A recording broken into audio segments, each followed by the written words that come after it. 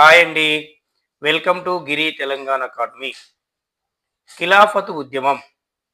ఖిలాఫత్ ఉద్యమం రావడానికి కారణం ఏందని చూస్తే, మొదటి ప్రపంచ యుద్ధంలో ఇంగ్లాండు టర్కీ దేశాన్ని ఓడించింది.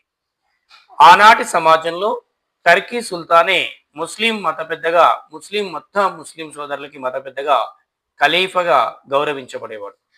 ఖలీఫా అంటే ఒక మత పెద్ద. ఇంగ్లాండ్ ఎప్పుడైతే టర్కీపై ఆధిపత్యం చెలాయించిందో, ఈ టర్కీ సుల్తాన్ పదవిని, ఖలీఫా పదవిని రద్దుపరిచింది. తిరిగి ఈ ఖలీఫా పదవిని పునరుద్ధరించడం కోసం ముస్లిం సోదరులు చేసినటువంటి ఉద్యమమే ఖిలాఫత్ ఉద్యమం. ఈ ఖిలాఫత్ ఉద్యమంలో మూల స్తంభంలాగా కీలక పాత్ర వహించినటువంటి వాళ్ళు ఎవరంటే ఆలీ సోదరులు. ఈ ఆలీ సోదరులు ఎవరు? ఒకరు మొహమ్మద్ అలీ మరియు షౌకత్ అలీ. వీళ్ళు ఈ ఉద్యమంలో కీలక పాత్ర వహించారు. భారతదేశంలో ఉన్నటువంటి ముస్లిం సోదరులు కూడా ఇక్కడ ఈ ఖిలాఫత్ ఉద్యమాన్ని చేపట్టడం అనేది జరిగింది. అయితే 1919 డిసెంబర్ 24లో ఢిల్లీలో ఈ ఖిలాఫత్ ఉద్యమానికి సంబంధించినటువంటి సమావేశాన్ని ఏర్పాటు చేయడం అనేది జరిగింది. ఈ సమావేశానికి మహాత్మా గాంధీ గారు అధ్యక్షత వహించారు.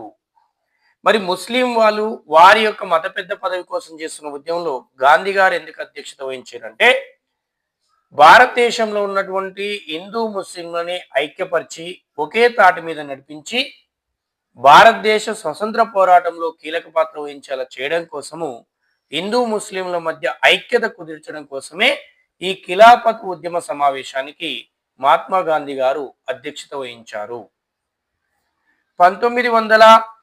1923 అక్టోబర్ 22 నాటికి టర్కీ ప్రాంతంలో ముస్తఫా కెమల్ పాషా దీన్ని టర్కీని రిపబ్లిక్ దేశంగా మార్చడం అనేది జరిగింది.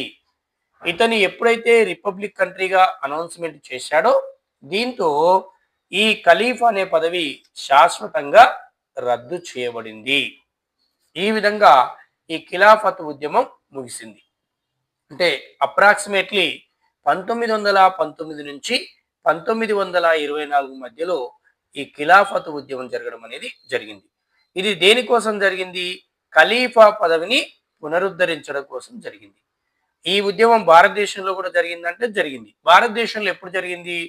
నాన్ కోఆపరేషన్ మూమెంట్, సహాయ నిరాకరణ ఉద్యమానికి సమాంతరంగా భారతదేశంలో ఖిలాఫత్ ఉద్యమం కూడా కొనసాగింది. మరిన్ని వీడియోల కోసం మా ఛానల్ని లైక్ చేయండి, సబ్స్క్రైబ్ చేయండి, మీ దగ్గర వారికి షేర్ చేయండి.